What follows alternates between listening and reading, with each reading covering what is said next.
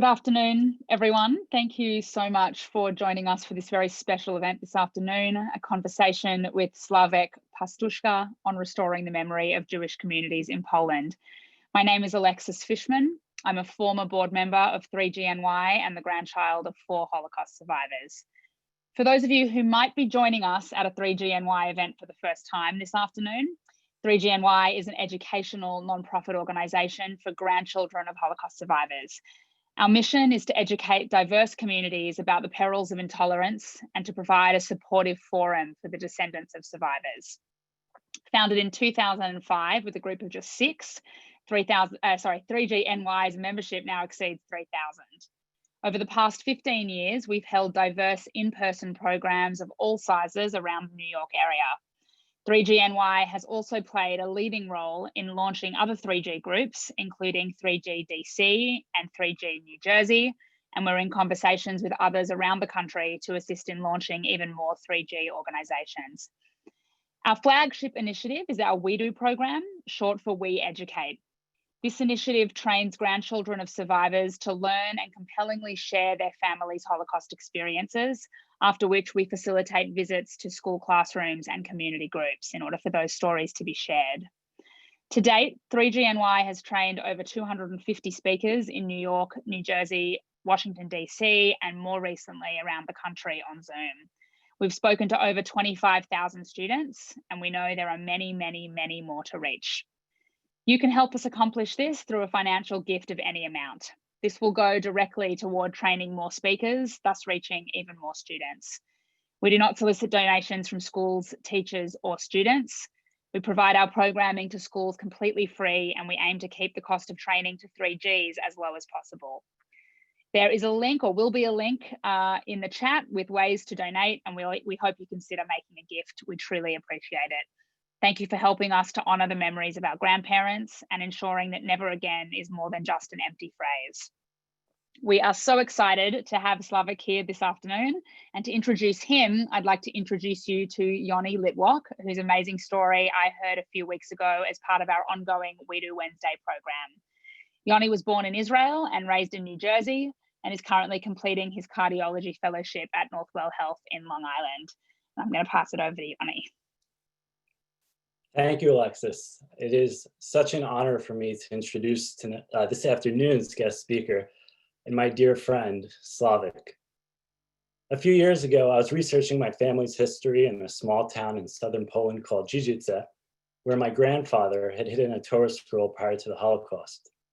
I connected with a local resident who I was told may be able to help me with my endeavor.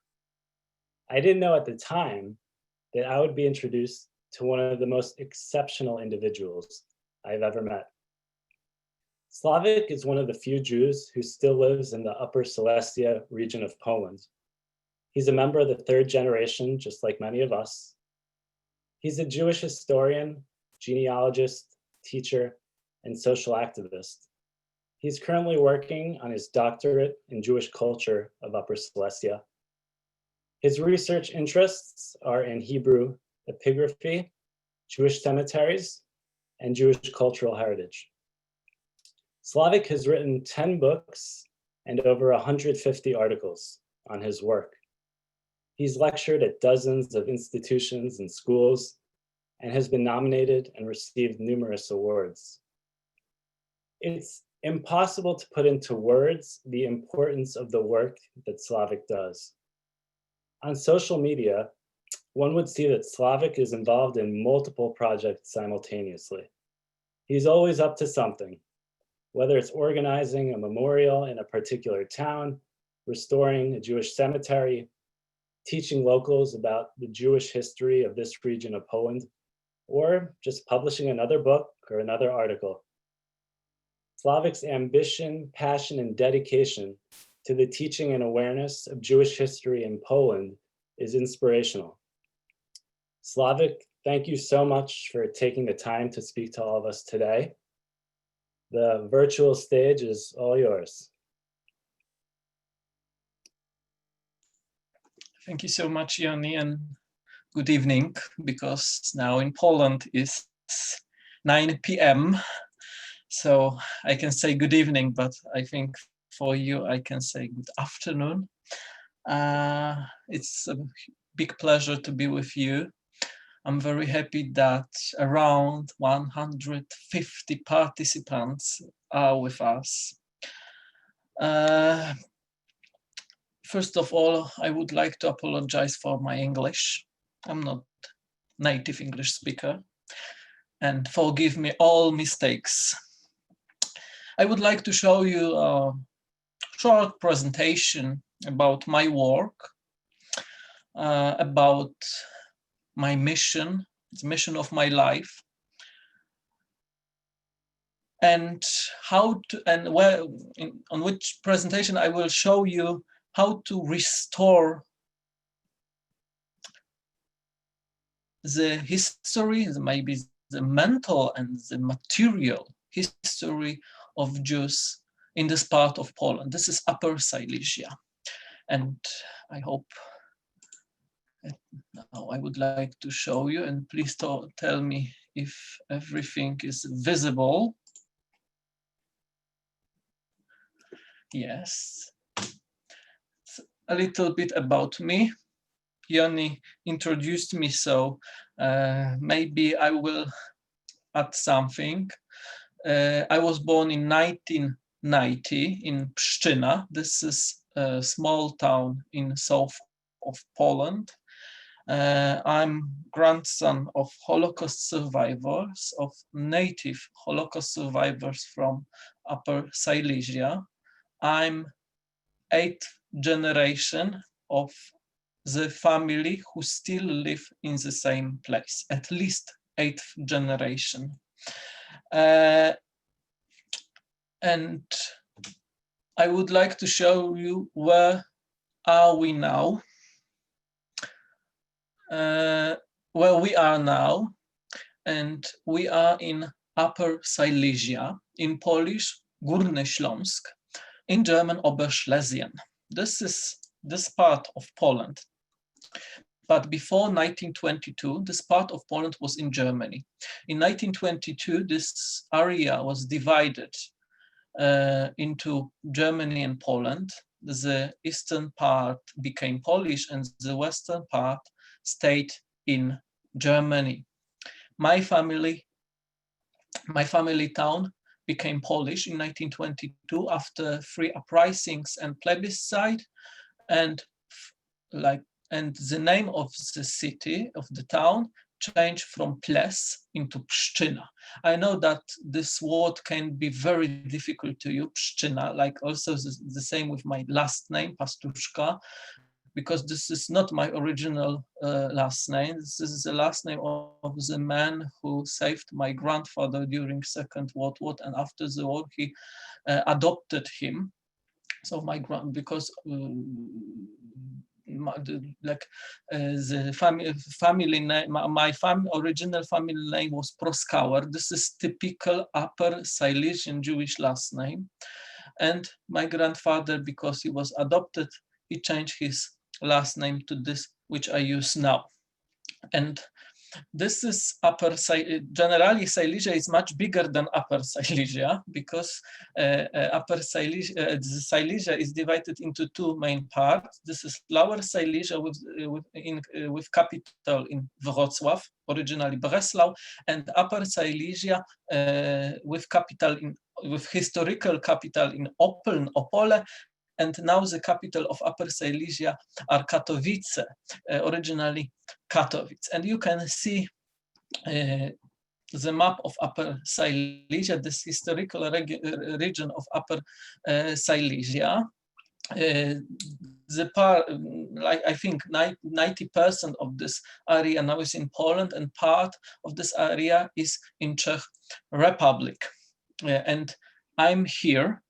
This is my area, Pszczyna, and you can see how you can spell it. And S and Z is sz, C and Z is ch in Polish, so I know that it can be difficult to say. And in all those cities, towns, and some villages, are still Jewish cemeteries, which are the most important material heritage of the native Upper Silesian Jews. And a little bit about Upper Silesian Jews. As you see, they don't look like typical Jews from Poland. They don't have pays, they don't have this traditional clothes, they don't have typical beards. They look like the other townspeople, typical townspeople. The Jews in Upper Silesia were strongly assimilated to German culture and society. They just kept their different religious identity, but in social, in cultural way, they were Germans. We can call them Germans of Jewish or Mosaic faith.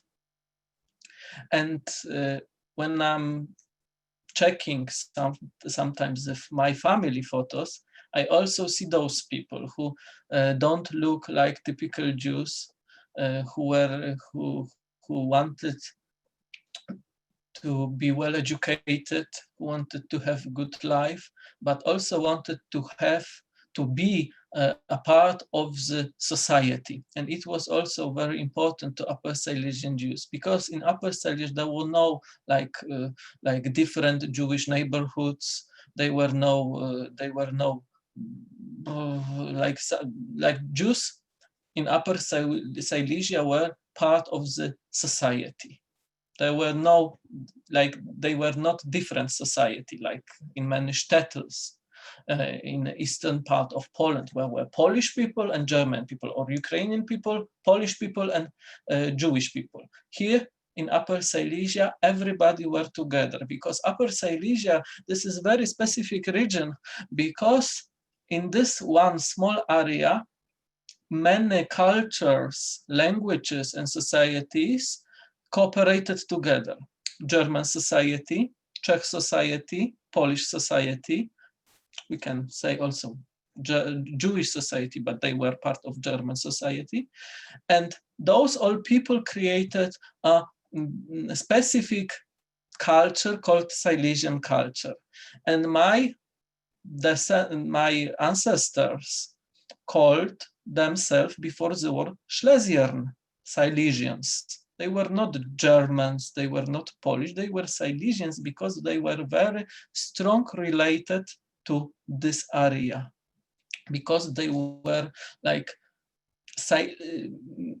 what does it mean Silesian? This is be in Silesia, in this area, but also to those people keep this special culture, the mix of many cultures, of German, Polish, and Czech culture. And a lot of people also use our local dialect or language called also Silesian. And those people that you can see on the slide were part of this amazing society, very unique in Poland. And the German Upper Silesian Jews who were part of this big German Jewish society had before the war their material heritage. I decided to show you just the couple of synagogues, very beautiful synagogues. Unfortunately, 6 of them were destroyed during in the beginning of the Second World War or during Kristallnacht. Just this synagogue in Langendorf, or now Wielowieś, survived the war because this synagogue was sold by Jewish community to the private German man, and thanks to it, the synagogue survived the war but was totally rebuilt. But the other synagogues, unfortunately, were destroyed. Of course, from this slide, now in Upper Silesia, there is maybe 7 or 8 preserved synagogues who were also converted into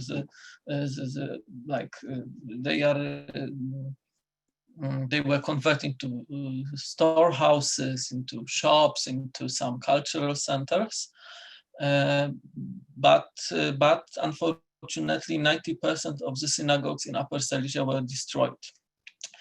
But the most important heritage material heritage of Upper Silesian Jews are still cemeteries, because 95% of Jewish cemeteries in Upper Silesia survived the war and are still here.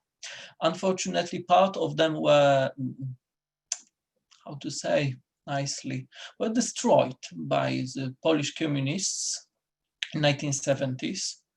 But they are still cemeteries. They are like empty places, but the people are still in the ground. So this is still cemetery, but without tombstones. And I would like to tell you something a little bit about my work. And this is Pszczyna, my hometown, called in German Ples. And this is a very beautiful and historical place. Here you can see on this photo, you can see our park, one of the most beautiful in Poland, beautiful palace with amazing interiors from 19th and 20th century. This palace belonged to Hochberg family, who were one of the most richest German families in the beginning of 20th century. And we have also really beautiful old town with Market Square. And a little bit about my cemetery. I know the first time I came to the cemetery when I was really, really young boy with my grandparents. And I remember this site, which you can see on this slide, on this photo. It was a jungle, because our family graves are in the first row. So from the gate to this grave, there was no huge distance, but that was impossible to visit the cemetery during the vegetation time. So I remember this cemetery like this on this photo. Jungle, trees, ferns, ivy, bushes, everything what is green. It was impossible to visit the cemetery. And I was 13 years old when I first time went to the cemetery alone, without my grandparents. And then I decided that I have to do something with it. But of course, I was 13 years old. I have another plans to my life. And I started to do something with the cemetery in 2005, when I was 15 years old. And I took care of this cemetery, which is a resting place of representatives of several, I think 6 generations of my family. And like the most important person to me was my grandfather, Henryk, who was a Holocaust survivor. And with him several times I visited this cemetery, and he tried to tell me something about this place. He tried to teach me something about this place. What is this? Because this cemetery was magical for me. It was totally different than another cemeteries. And then when I talked with him, I knew that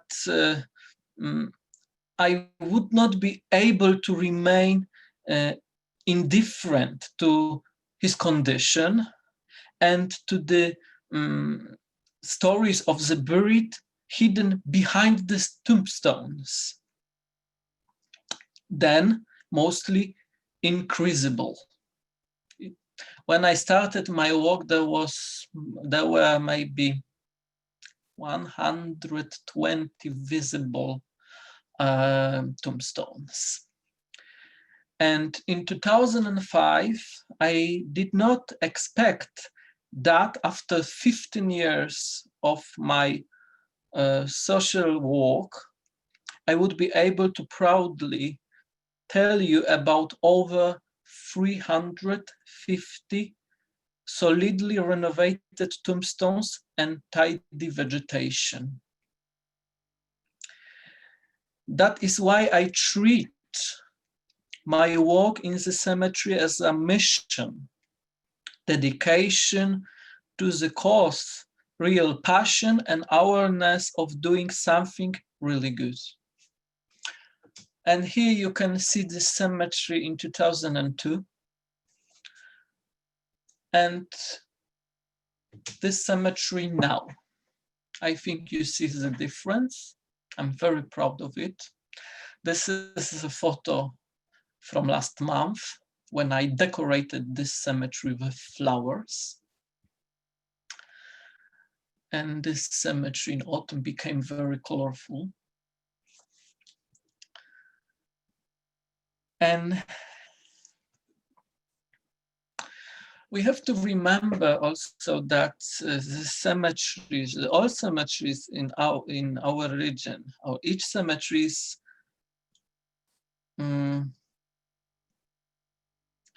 a very emphatic place, I can say, and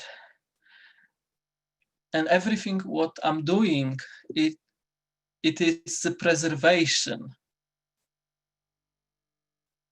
of the place which tell us the history of the community, which was almost completely physically annihilated and for decades consistently wiped out from the city space. And now the Jewish cemeteries in Upper Silesia again are telling to everybody the history not only of the Jewish community, but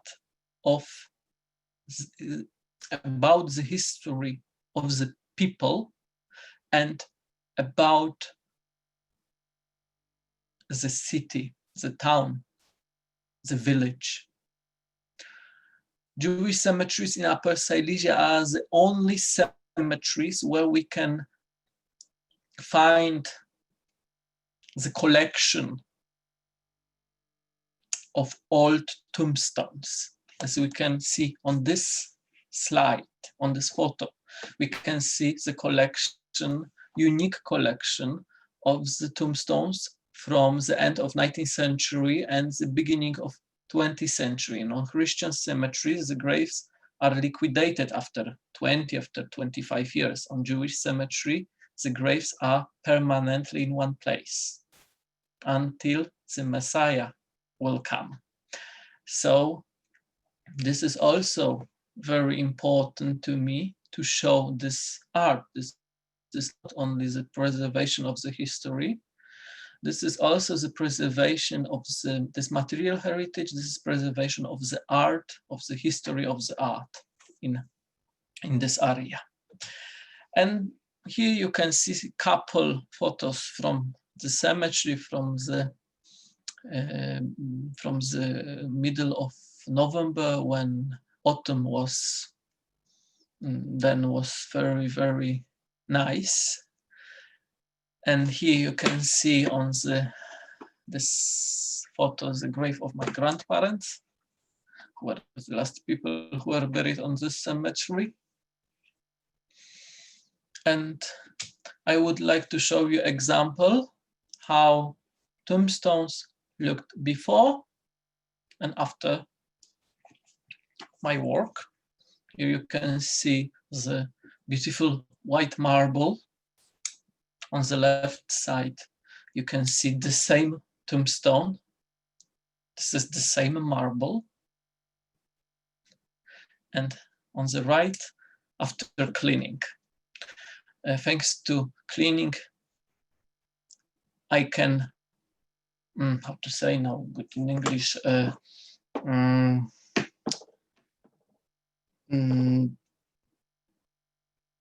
restore, this is, it can be, I think this what can be correct, to restore the original color of the stone. Here another examples. In many cases, the tombstone need to be dismantled, pre-cleaned, as the foundation is reinforced, on which the tombstones are placed back vertically. Sometimes broken parts need to be glued together. When I started my work on the cemetery, many of the tombstones were overturned, and my mission is to place them vertically, as you can see on this slide. This is the same tombstone of Mina Horowitz geboren Markstein, died in 1888, also made from marble, white Polish marble. It's another example. Now there will be a lot of examples. Sorry for that, but I like to show it. This is a beautiful modernistic or modern, I don't know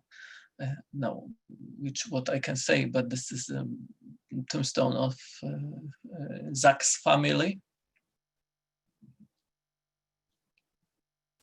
The letters were repainted into gold. I like to do it, but I need a lot of patience to do it, because it's a very long process. Another example, those tombstones were renovated this year. This year I could renovate 70 tombstones. I spent a lot of time this year on the cemetery. Also during this COVID time, I could rent a stonemason with team who helped me with work, because of course it's impossible to work with those tombstones alone. They are too heavy, so I need to hire a team of workers who have right tools and who have the crane, because we have to use crane, because those tombstones are really heavy. And I clean those tombstones by myself. This is a very easy process. It's not very expensive. I pay for one tombstone maybe 15 zloty, so this is $4. And I need 2 hours to clean it. So this is not very complicated process, but how I do it is my secret. Another part of the cemetery, this part was destroyed in 1945 during the battle between Germans and Soviet army. And here you can see this area of the cemetery now, when all tombstones were set vertically.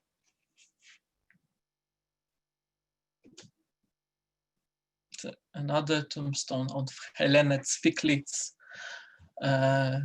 widow after the local doctor, local physician. Also tombstone cleaned by myself. And on the right you can see how it looked when I start my work. Another examples.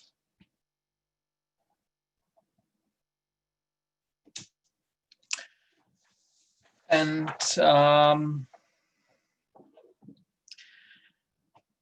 I have to tell you before I will talk about this slide, I do all my work in the cemetery socially, in my spare time, and I finance most of them with my own money. I'm an individual person. I do not cooperate with any foundation, with any organization. I do everything by myself. Of course, I also receive occasional support from the families of the buried and the people of goodwill who are not indifferent to the fate of the cemetery. I also work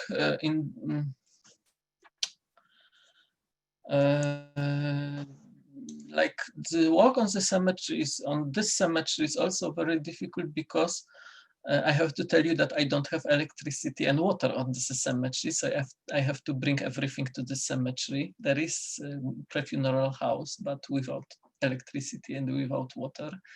So it is much difficult to do something with it. And for 14 years, I worked in the place which had no formal owner because the land and register still included the Jewish community in Pszczyna, which no longer exists as a legal entity. The Polish legal order doesn't provide for such a situation because the plot must have an owner. So therefore, for years, it was not possible to formally raise money.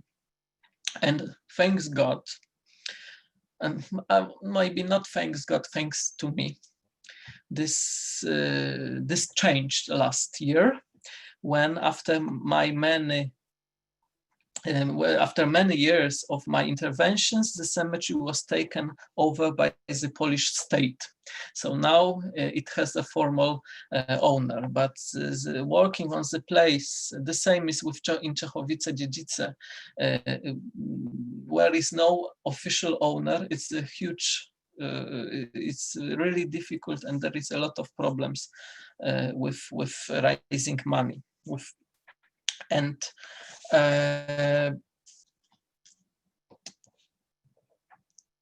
Here on this slide, I would like to show you the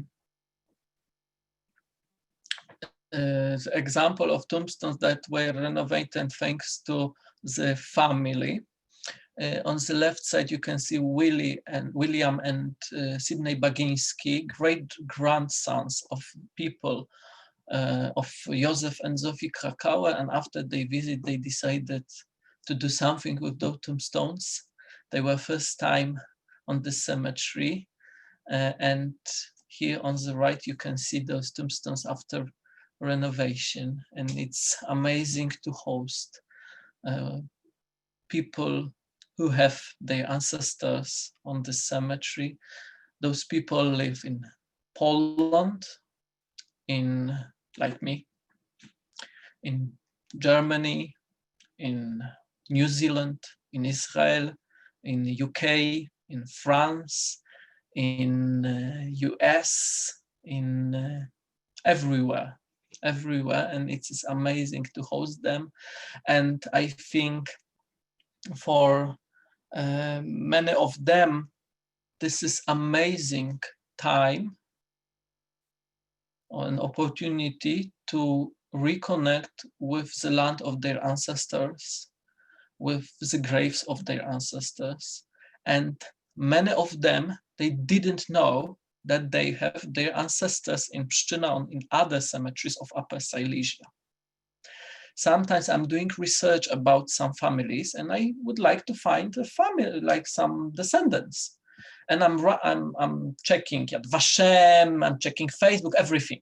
I'm a genealogist, so I know how to do it. And sometimes I'm writing an email to some person and they are shocked.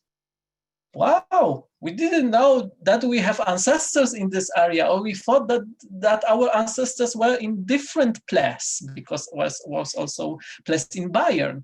And they checked this place and there was nothing. And now they could reconnect thanks to me. So here you can see on this slide the people who are very happy that they could visit Pszczyna to see the place of their ancestors.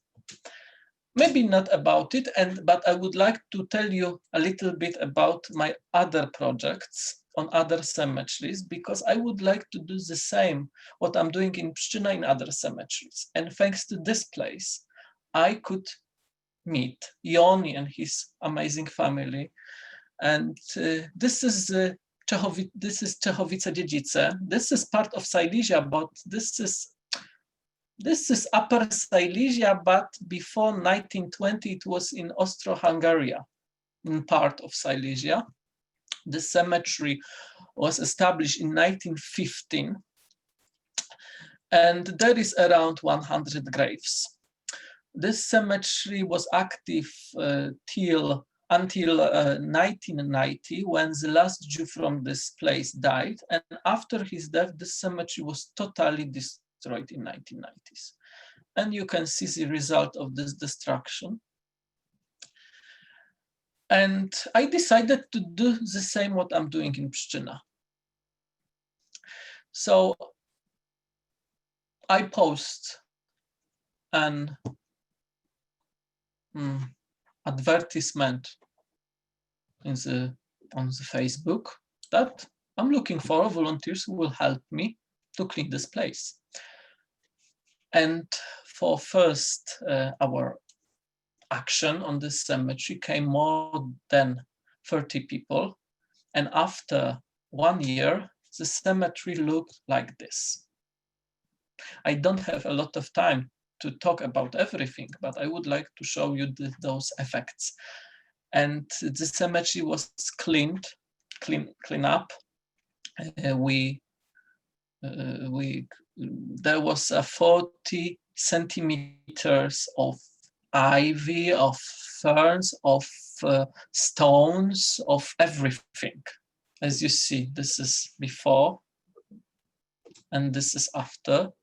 I published a book about the cemetery because thanks to my volunteers, I could see what survived and what now, and thanks to this, I could do a complete research. I'm also doing a research in archives. I cooperate with many documents, and I will show you one file in Excel in 2 minutes.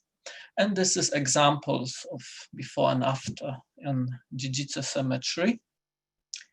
And 90% of tombstones from this cemetery were stolen by Germans during Second World War. So generally there is like this bottom parts of tombstones, bases and frames of the grave plots. And Sośnicowice, this is Kieferstedel. This is a very little town near Gliwice. Here you can see this cemetery in 1932. 2009, this cemetery was destroyed in 1938 during Kristallnacht. And they are just remains of the tombstones.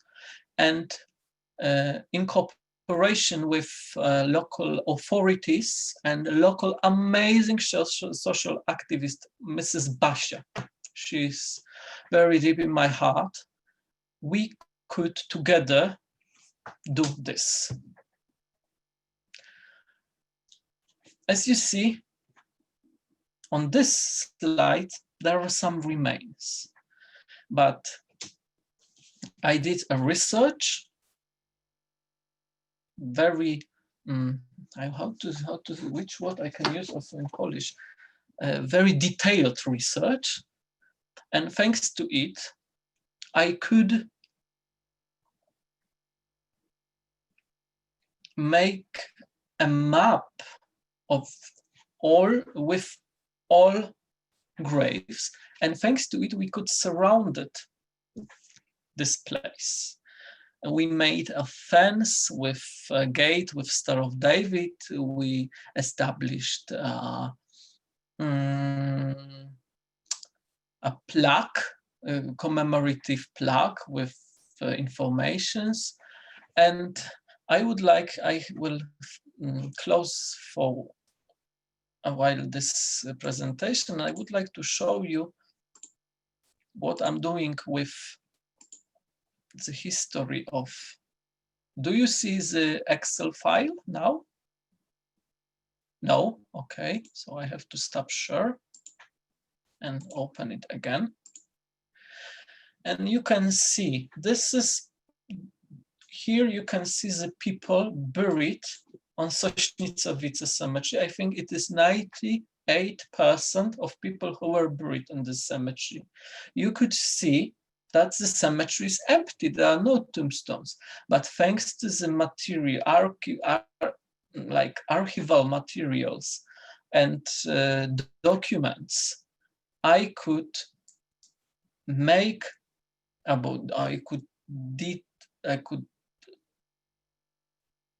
did reconstruction not only of the cemetery of the area, but of the history of the cemetery and of those all people who were buried on the cemetery. So you can see the name, last name, gender, the civil state, date and place of birth, date and place of death, the age, Hebrew name, and the Hebrew names, information about father, mother, the case of death, and other. And thanks to it, this is also like very important, because thanks to those people, this cemetery can still be alive, because those people created the cemetery and the history of the cemetery, and is very important in each case, in each cemetery, to determine the number of people who were buried, their names, dates of death. So here you can see them. Here you can see just the children, but there are also the adults. So I'm divided it into two parts. Okay, I stop it. And I have to open again the presentation. So the Sośnicowice are finished, are complete, and we can call them now not only a cemetery, but this is park of the memory, a beautiful park of the memory. And education is very important, and however, walking in the cemetery is not only about keeping in the order and renovating tombstones, it is also about educating and restoring awareness of the existence of these important places. It is a study of the fate of each buried popularizing this knowledge, making the cemeteries available to anyone who wants to visit them. It is also great to organize volunteer groups who will help me in my mission, and I also can teach them how to look after the cemeteries, because it's also very important that we have to do everything according to the Jewish religious law, and we have to be very careful with everything. I organize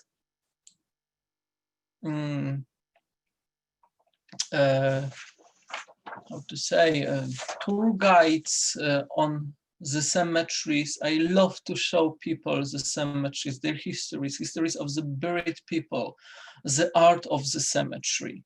And I always have a huge audience, as you can see on those photos.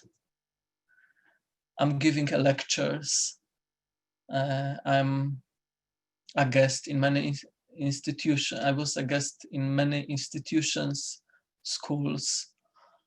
This is this place you can see on the photo. This is the Upper Silesian House of Memory in Gliwice, in former pre-funeral house. Amazing building, an amazing place.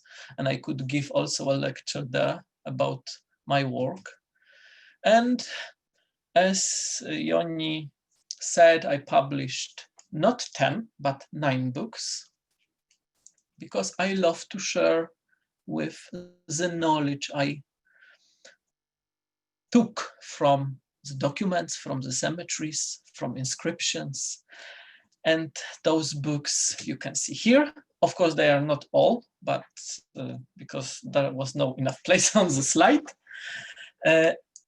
And all income from those books I give for the cemetery. So I don't earn, I haven't earned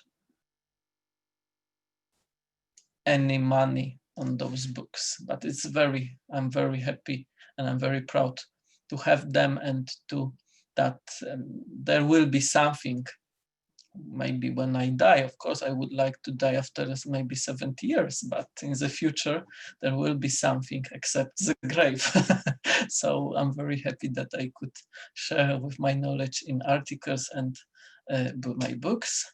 And the commemoration, this is also very important. We have to remember about our ancestors, about their place of rest. And I would like to tell you last thing, that this year was very important to me, because 2 memorial plaques were founded in Pszczyna, one by myself and the second from my initiative. That 2 plaques that commemorate Jewish people from Pszczyna who were killed during the Holocaust. And in this group of people were also members of my family. So it was very important to me. And I'm very happy that those plaques are in the public space of Pszczyna. One is on the cemetery and the second is on the railway station. The last place that those people saw before deportation.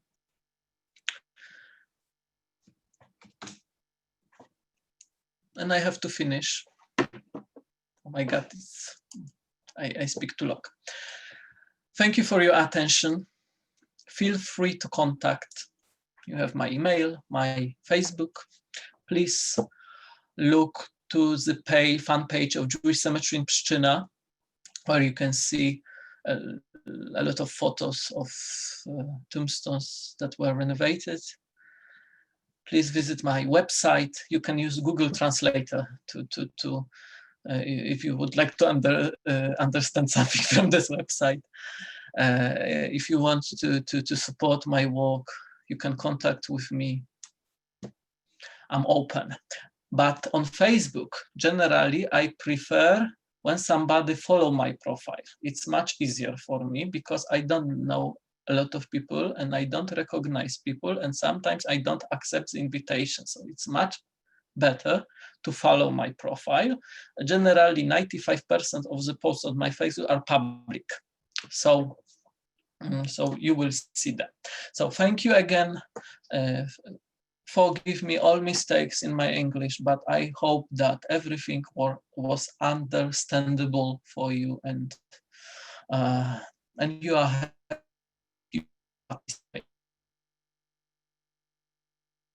Thank you again. Slavik, that was amazing. Your work is incredible, like I said, and thank you so much for sharing that lecture with all of us. And I'm speechless at those pictures. The before and after photos of those cemeteries are amazing. And then seeing that cemetery where you were able to get the records of all the people buried there, even though their tombstones no longer exist, you're really restoring their memories. And and their entire community's memories. So I amazing. have to tell you, thank you, Yoni, and I have to tell you that on my PC I have more than 500,000 photos of the documents about Upper Silesian Jews. It is crazy, but there is a lot of to do with it. And yesterday I started to do the register of all buried people in Katowice Jewish Cemetery. There is more than 2,000 people who were buried, and first I have to find the metrics, death certificates, and this is very long and hard work, but I love it. This is my hobby, so I can do it always. We have a lot of questions, so we may not get to all of them, but any questions we don't get to, we'll pass along to Slavik to respond by email. But one question, Slavik, are there other cemeteries you're planning on resurrecting, or other parts of Poland that you plan on doing work in? I help to restore the Jewish cemetery in Dębowa, which was also surrounded by fence this year and was cleaned up. It was also a jungle. I would like, this year, I think it was this year, I start to restore the Jewish cemetery in Miasteczko Śląskie. It was Georgenburg in German period.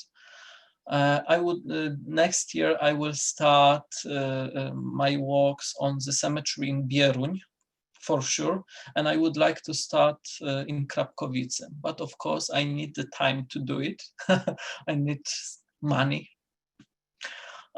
because it's not very, unfortunately, it's not very cheap. It's not maybe very expensive, but it's not also very cheap. And I love to do it, but I have to also work. And now the financial situation is not very easy in Poland, my financial situation, because of COVID, and I lost a lot of extra, how to say, I lost the word, like activities that I could earn some money. But my plan is to restore all Jewish cemeteries in Upper Silesia, and did list of records for all those cemeteries, to make a huge base with all Jewish people who were in Upper Silesia. This is my plan for the future. I think that I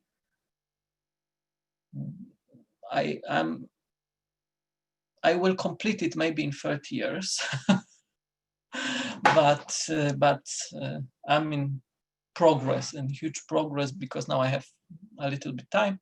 So I think maybe the registers of the cemeteries I will finish in 5 years of all cemeteries. But as I told you, I need the time, and I have to visit those cemeteries. I have to make an inventory of it. I have to photograph all. I have to write all inscription translated from Hebrew and German to Polish. So this is a huge work, but very satisfied.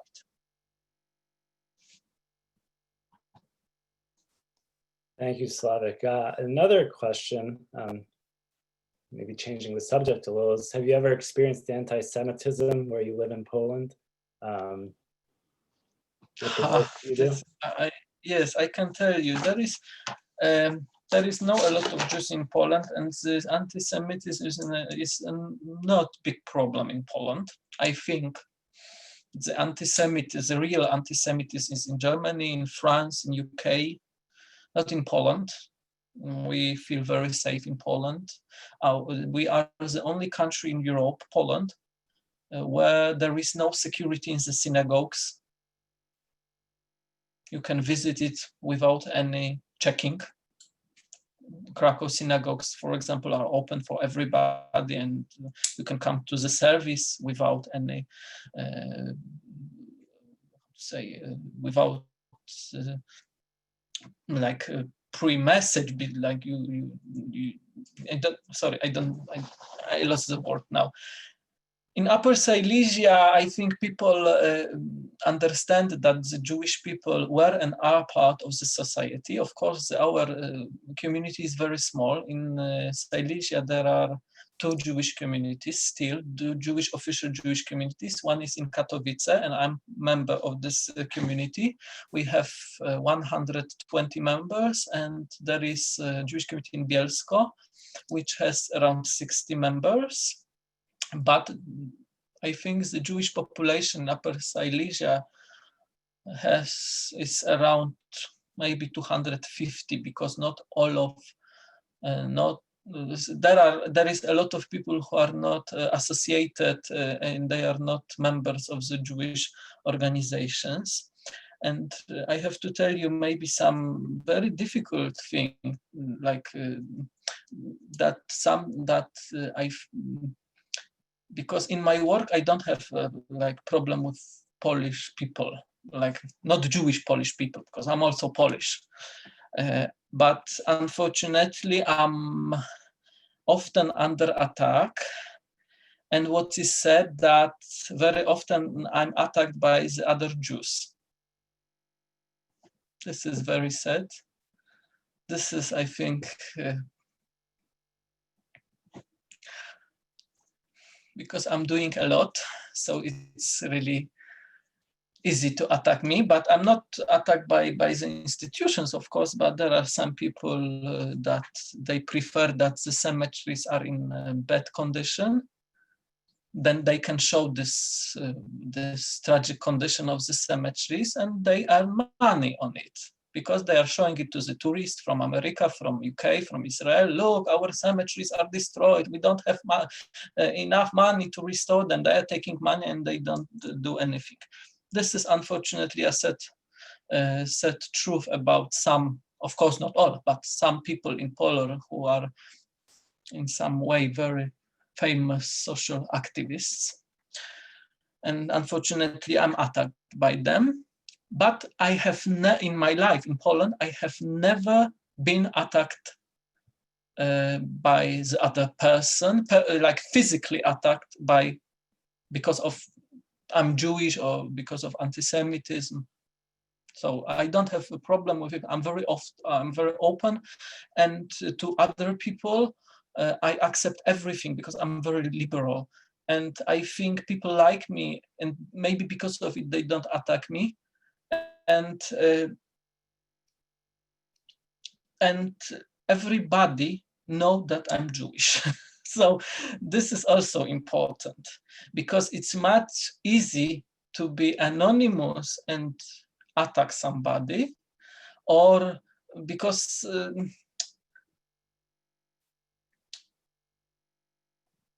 it's much like it's harder to attack a person personally when somebody know that this person is Jewish. And it's much easier to attack like imagine group of the Jews. This is the problem of Poland, that we have a lot of anti-Semites in Poland, but those people, 99% of those people, have never seen in their life any Jew. So I don't have a problem with it. I know that those people are stupid, and I think, okay, that's all about anti-Semitism. Sorry. Oh, that's great. We have time, I think, for one more question, and then there are a lot of questions, so we'll be able to respond by email to some of these. But a lot of people are just interested what you do for a living, Slavik, outside of all this work you do with the cemeteries. Tell us what you do. Nothing. I finished this year, unfortunately, because of COVID, I finished my job in Jewish school, in Lauda school. I'm doing my PhD dissertation. I'm writing my PhD dissertation. I tried to write it. It's about the Jewish cemetery in Pszczyna.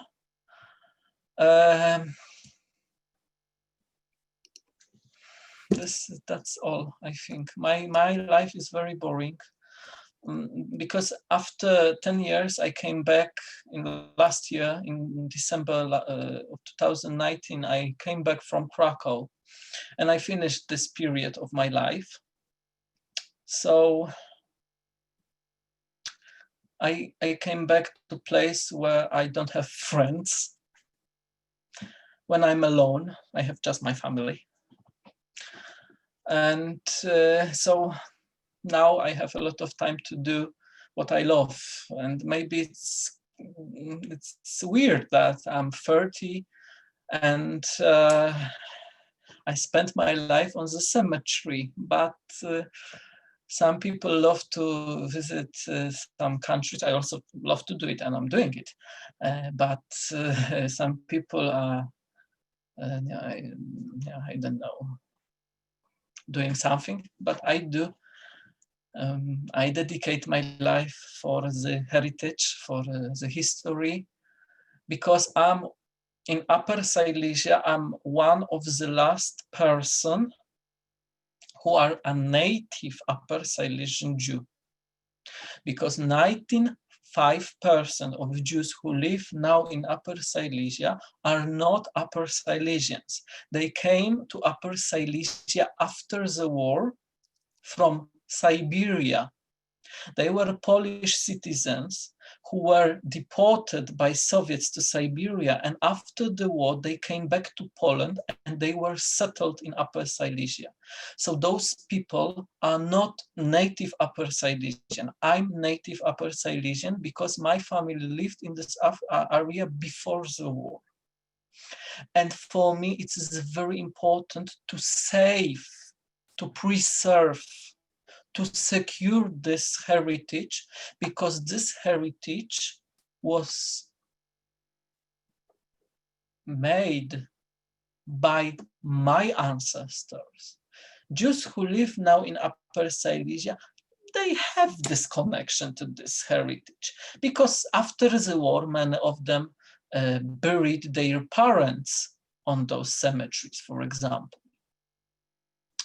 But this connection, I think, is very soft. It's not very strong like my connection. And I would like to preserve this heritage for next generation, for future. And I think now for me, it's a good time when I have a lot of strength time, so I have to do it. Slavik, again, thank you so much. So many people, I don't know if you can share that last slide again with your email and your website. A lot of people want to know how they can contact you. A lot of people have questions about particular towns their family's from. If you're familiar with these towns, if you know anything about the cemetery in these towns, we're getting so many questions. We had over 150 people listen to you speak. It was an amazing, amazing lecture. Thank you so much for sharing it with us. And if we could just get your contact information on the screen, then people will know how to contact you. We'll also be able to email that out to everyone that was participating too. So Slavik, if it's a little challenging to share the screen again, don't worry. I just want to reiterate on behalf of 3GNY how thrilled we are to have had you speak. If we had more time, I know that there would be much more for you to share with us. I think sort of, you know, given the very small amount of Jews that remained in Europe after the war, you're very interesting to a lot of us. So we really, really appreciate your time, and thank you also to you, Yoni, for you know, introducing us to Slavik and facilitating this conversation for us. I believe in the chat we can throw up our little plug for donations. If you'd like to donate to 3GNY, we would really, really appreciate it. We have a lot of other interesting events happening. It's all on our website. Sign up to our mailing list if you're not already, and we hope to see you again soon. Thank you so much. Go ahead. Because this is it's not related to our conversation, but on Facebook I saw that you had before Yoni, you a lady whose grandfather was from Krakow, and his name was Hilfstein. If she's with us, I know a lot of graves of Hilfstein family in Krakow. So maybe it will be interesting for her. Thank It was you. very We'll let famous, her know. well-known family in Krakow. We will let her know. And yes, thank you again. And please know that all of the people that had sent their lovely kind words to Slavik, we will have the chat printed out for him so he can see all of that. We really appreciate the engagement today. And again, thank you all so much. Have a lovely afternoon and evening. Thank you.